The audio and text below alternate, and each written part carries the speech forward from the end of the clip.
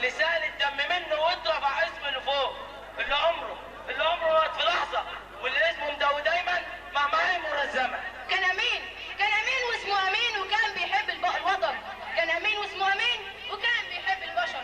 لكن تعالوا لا لبى الندى زي بقية شباب مصر المخلصين، كان نفسه يفوز وينتصر زي اللي فاتوا في عين جالوت وفي حطين. كان نفسه يكسر موجة الذل المرير، كان نفسه يرفع راية النصر الاكيد، كان نفسه يرفع الهامة لفوق، كان نفسه يمسك بايديه السما، كان نفسه يطير زي الفراشات ويبقى له جناح العصافير. كان بيشوف الظلم يطارده في كل مكان،